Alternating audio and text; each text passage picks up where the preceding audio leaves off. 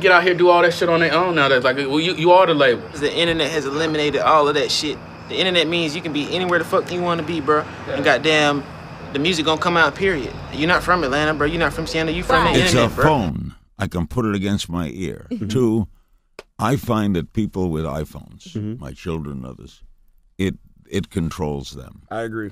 And I was a smoker. I wound up having a heart attack. And when I look back, the cigarette controlled me. And I look at people with iPhones.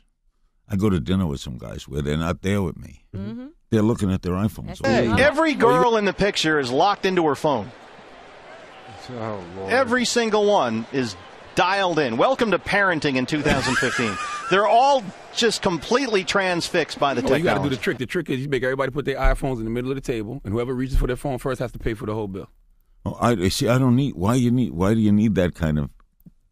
So I guess I can always get the news. I can always get scores. I like to communicate verbally, maybe because that's the way I was raised and been doing it all my life. Text is a cop-out to me. I can see you're in an emergency situation, but why text when you can call? There's unintended benefits and consequences to everything in life. But do you think for journalism that Twitter, Instagram, Facebook, all of those things, do you think that helps or hurts? It's both. It's both. For example, if you never invented an airplane, you'd have never had an airplane crash, right? The unintended consequence. So all advances bring some detractors.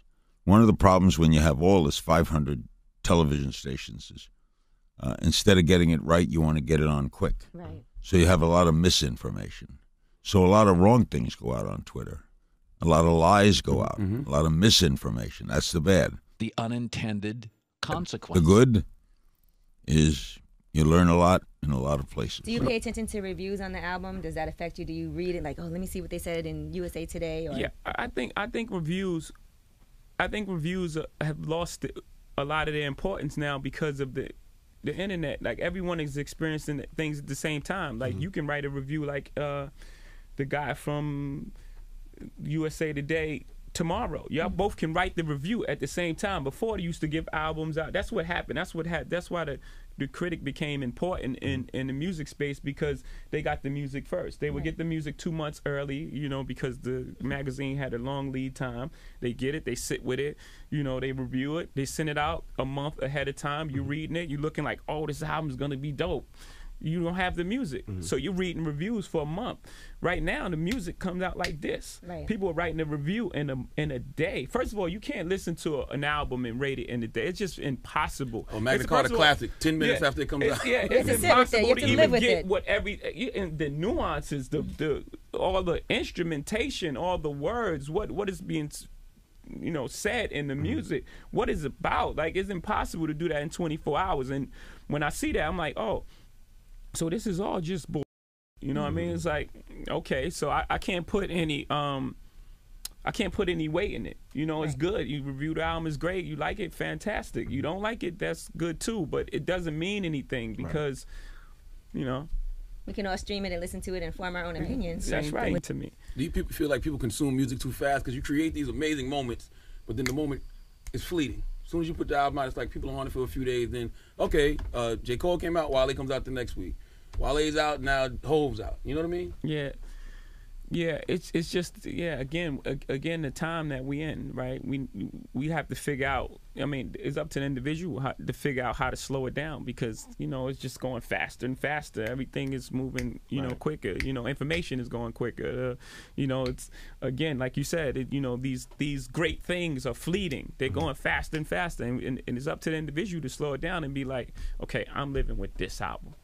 This is what I choose to rock to. This is gonna be the soundtrack to my life for these next couple months. Or the summer. I'm not gonna let anybody speed up my process. I don't care what's happening out there.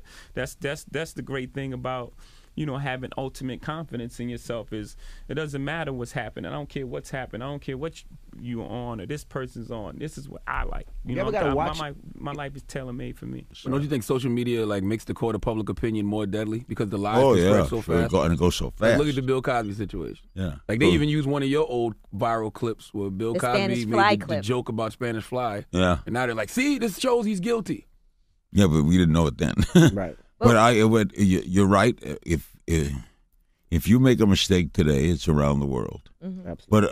But if something big happened right now, the whole world knows it in the next minute. Absolutely. And that's social media. It's a moot to even talk about it because you can't stop it.